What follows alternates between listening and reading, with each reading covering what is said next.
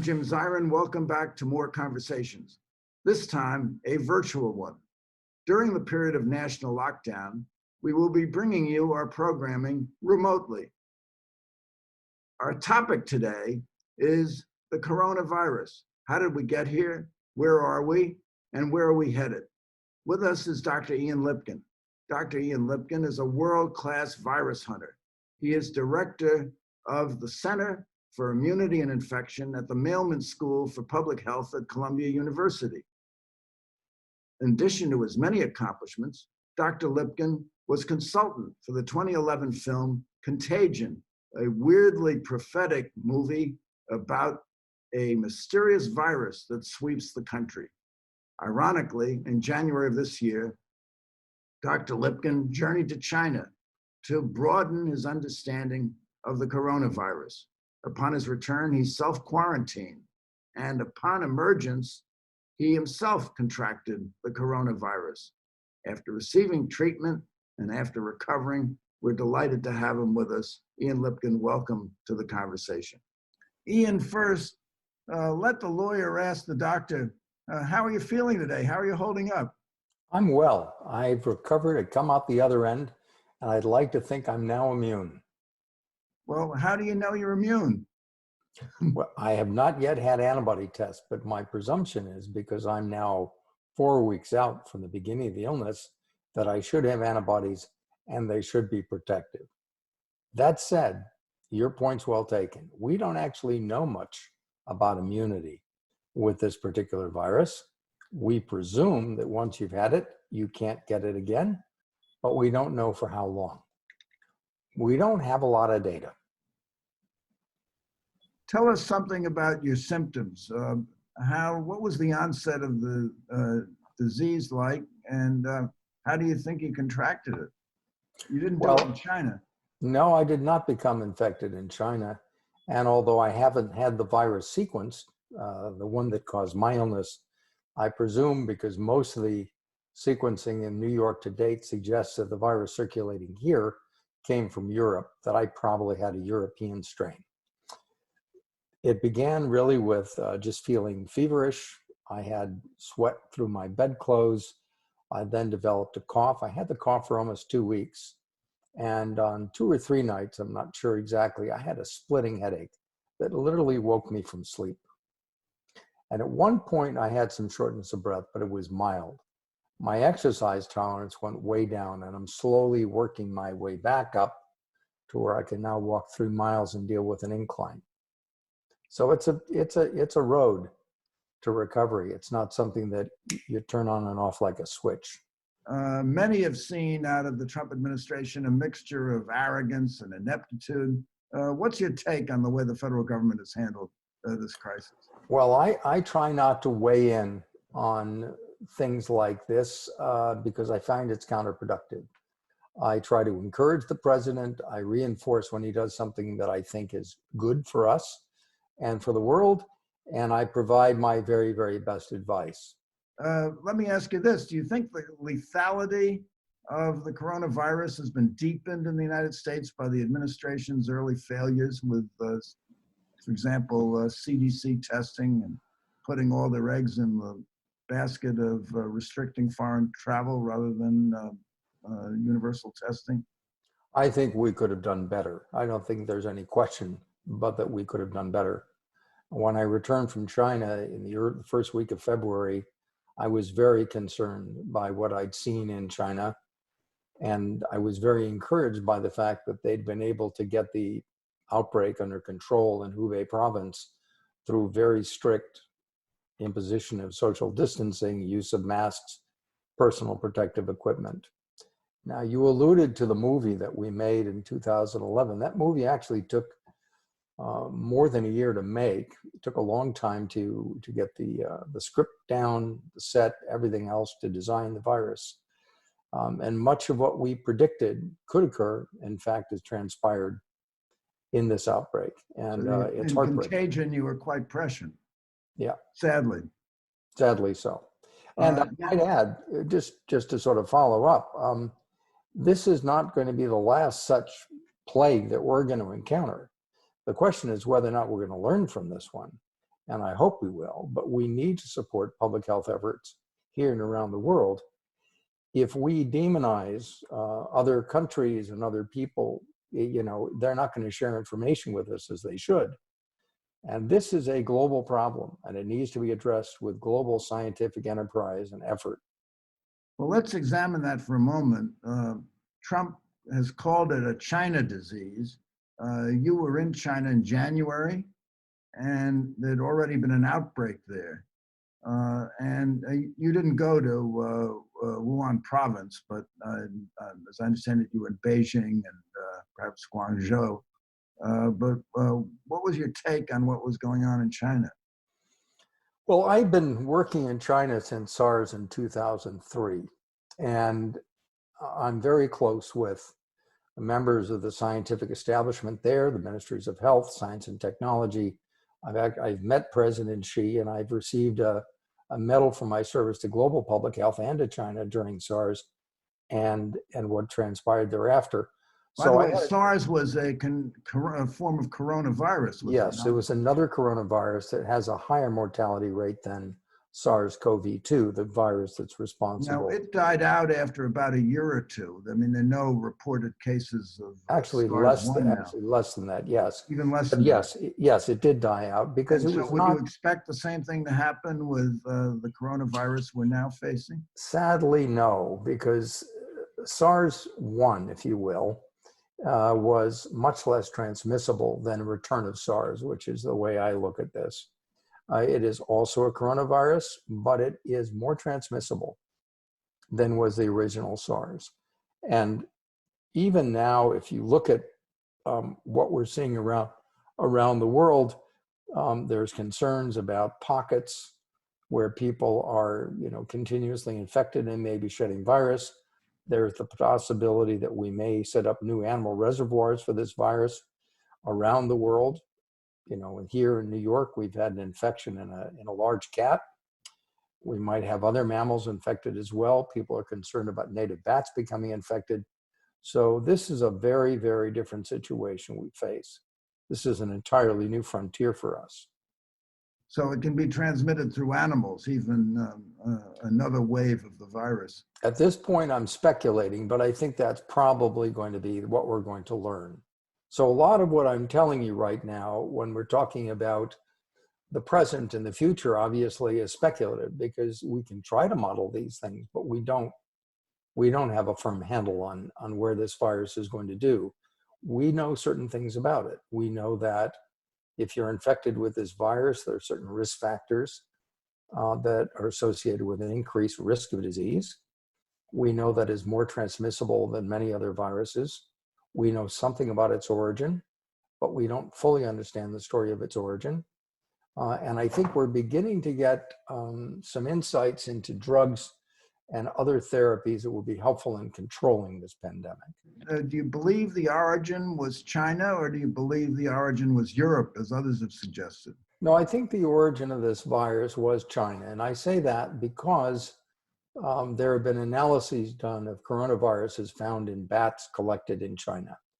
And those are the closest genetic similarities that we've been able to identify. Now, that doesn't mean I think we should call it a Chinese virus. It's not a Chinese virus. It's a virus that originated in a bat that just happens to have been in China. Well, we call it the Hong Kong flu. We can call it a Chinese virus. Yes, well, I don't know that we'd call it the Hong Kong flu if we were renaming it at this point. Yes. People are not very interested in possessing viruses. So there was a period when we started shifting to referring to them in association with bodies of water, particularly those that traversed large areas. So, for example, we have West Nile virus. I have no idea where West Nile is, right? But obviously it's associated in some way with the Nile River. And and we've got Zika. We don't call that, the Ugandan virus. We could have done, but we don't. So we've shifted these things away from referring to them in a very specific way because nobody really wants to have ownership of a virus that's devastating the world. Well, except the xenophobes who want to blame others for their problem. But we're not going to develop a vaccine for this for at least a year and a half or maybe longer. I think that's fair to say. So the greatest near-term solution would seem to be developing therapies, a cure.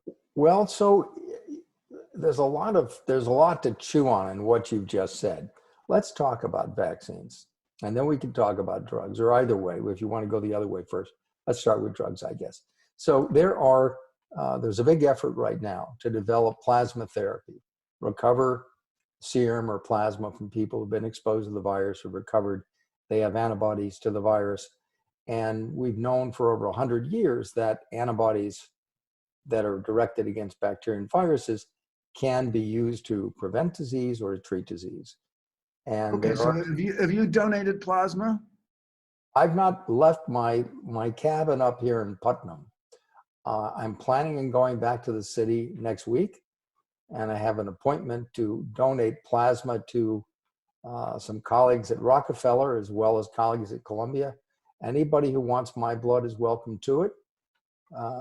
In limited amounts. But if in limited amounts, yeah, yes. I'm not an inexhaustible supply.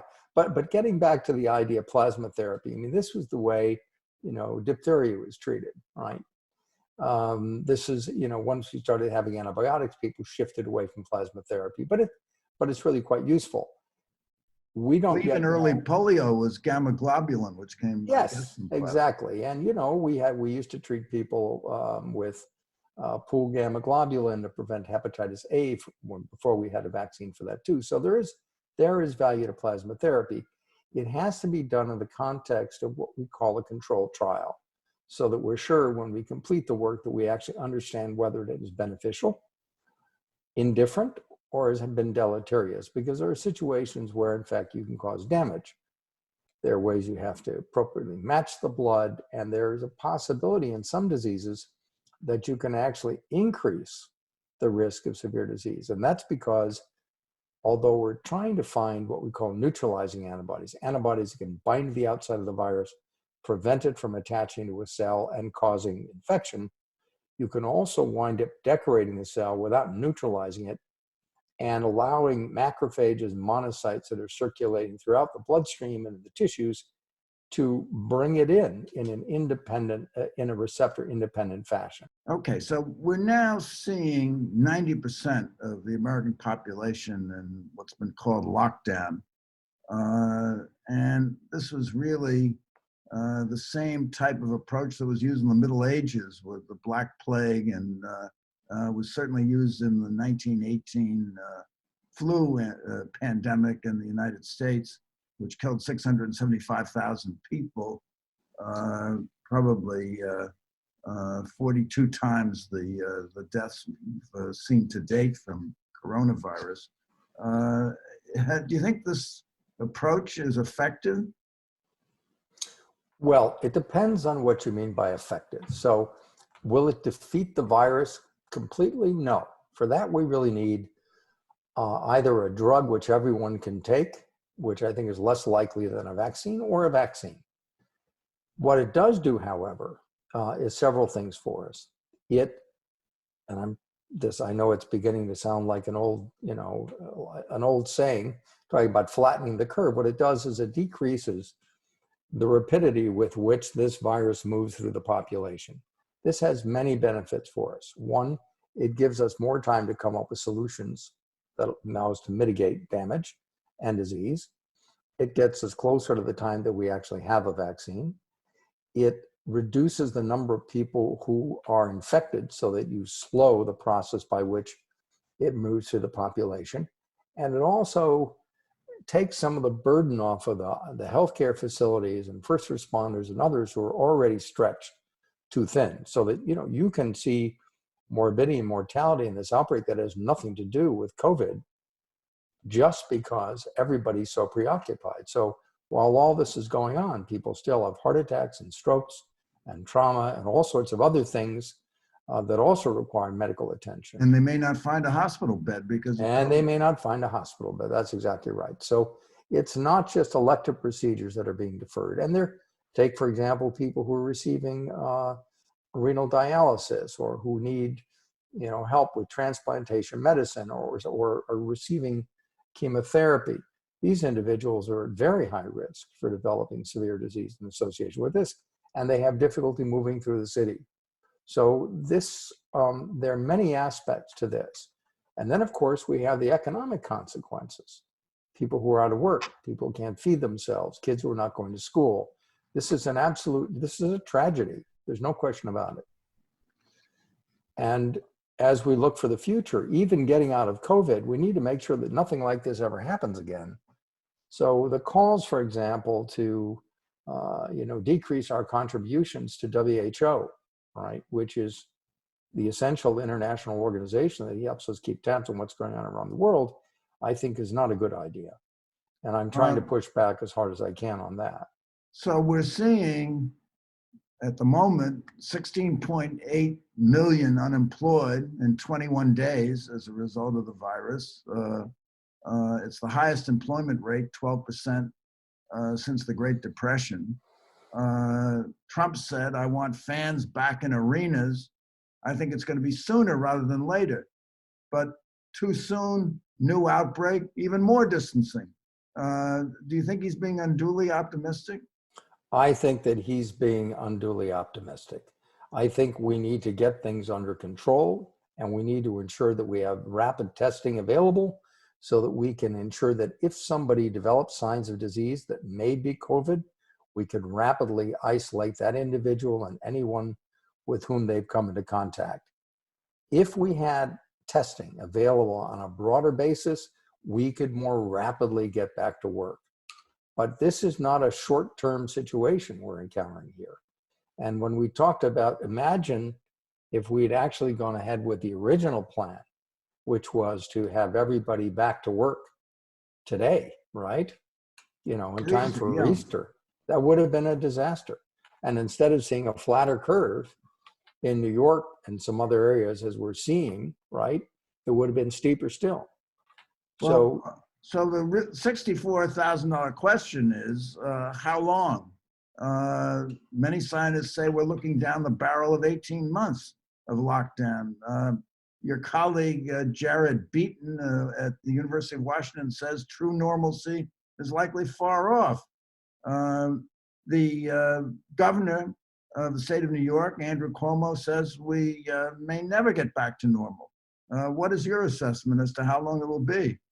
Well, I can give you an outside border for this, and that is the advent of a vaccine that's widely deployed. Because once we have a vaccine deployed, then we're going to be able to arrest this outbreak. That said, this thing is never going away. This is going to be a vaccine that we're going to have to continuously deliver as more people come into the population, as more people become infected. Furthermore, as more people are born. The other thing is it has to be distributed globally. Until such time as we can eradicate it, right, just as we did with smallpox, there's always going to be a risk. And there may be these reservoirs in wildlife, which will be a problem as well. The good news is that this virus does not appear to be evolving in such a way that it's going to be refractory to the vaccines that are now being produced. There are several excellent candidate vaccines, which I would support, and I do support. What we are going to have to do, however, is make decisions rapidly about how we're going to validate them and which ones are going to move forward. We need at least a couple of backups, because even if we think we know what we're doing, sometimes we find we don't. So I have some quick questions that I think occur to a lot of people. One is this flap about the anti-malarial drug. Hydroxychloroquine, yes. Yeah, do you think that's effective? Well, thinking and knowing are two very different things. So, in science. What's your hunch? My hunch is that we needed a controlled trial. So when I was sick, I listened to my physicians who said to me, you have a normal cardiac EKG. Your EKG suggests you can take this drug. We think it's safe for you to take this drug. We want you to take this drug. So I took it for a period of 5 days. I have no idea whether or not it had any impact. I can tell you that the first day, when I had the loading dose, I felt dizzy, meaning I was lightheaded and saw the room spinning. So that was not what I would consider a side effect that I was happy about. The next question a lot of people ask is there are people who are asymptomatic who have it, isn't that right? Well, let me just finish with the hydroxychloroquine. Yeah. So, when we say that when we need a blinded trial. The reason for that is that sometimes we think something's going to be useful, it's biologically plausible, and it turns out, in fact, that it causes damage.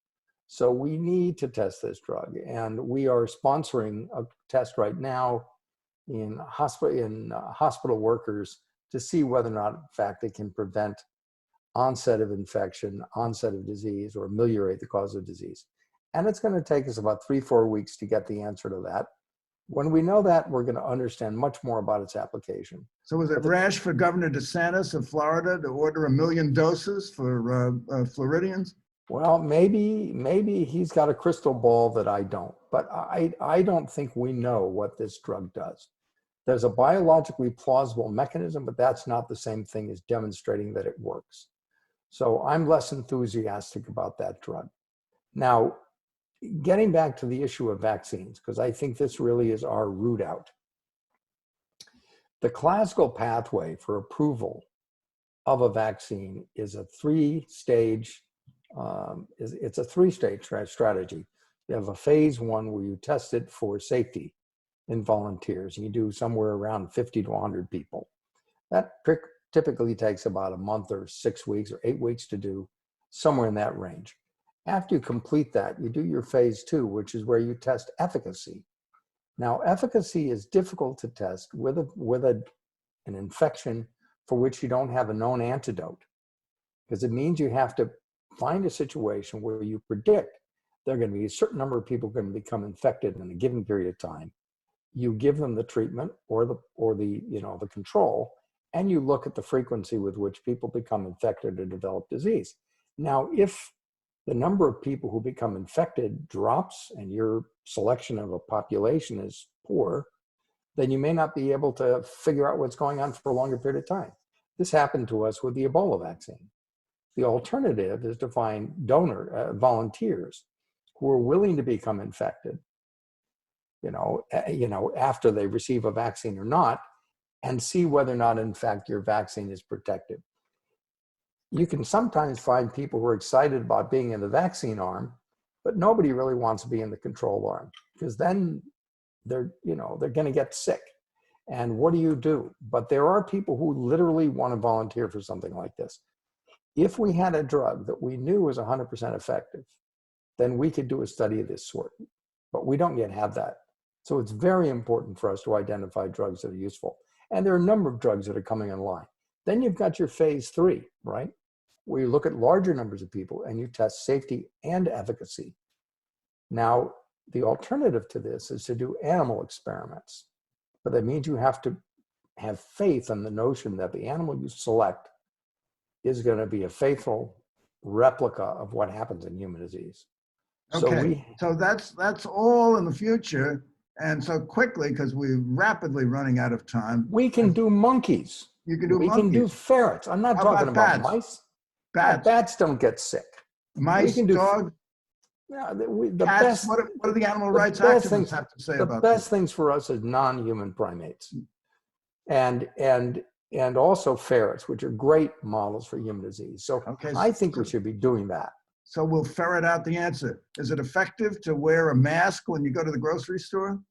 I think it is. You think it is? And I'll tell you why. How about if you can't get a mask, a bandana, or you can get whatever you want. So in 2003, there was a report in the CDC journal, Emerging Infectious Diseases, where people looked at surgical masks, which are not really airtight, and the and the N95 masks, which seal better. And they found that if people wore masks intermittently in the community, 60% reduction in infection rates. If they wore them in a more rigorous way all the time when they went out, it was 70%. So you even had sort of a dose effect based upon, your adherence to protocol. So these data suggest that this is useful. We should have started wearing masks earlier. When I was in China, I wore a mask everywhere. But here, there was a shortage of masks, and we tried to preserve them for the healthcare providers and people on the front lines. But we should not be in a position where we don't have enough masks for everybody who wants them, so that people who want to be tested can't be tested. This is not the way we should be operating in the greatest country on earth. What will the post-coronavirus future look like? Will we all be wearing masks when we go to the Super Bowl? Well, when we get out from underneath this and everybody's vaccinated, we're going to have freedom again. Then we'll have freedom. We're going to have freedom again. And it may be a while. So I have a question for you, Dr. Ian Lipkin, because this has just been fabulous. And the question is, have we learned a lesson that we can never afford to neglect public health again? I certainly hope so. And the other thing I hope we've learned is that we need a global surveillance network where people share sequence data, clinical data, so that we can all be protected together. We need a global immune system. And I have such a system. And at some point, if anybody's interested in hearing more about this, just get in touch with me. I'm not hard to find. I'm interested, and I hope you come back again. So thank you so much for coming by. I wish I could shake your hand, but I can't. You can. Do it there virtually. You go. And tune in next week for more conversations. I'm Jim Zirin. Take care, stay safe, and all the best.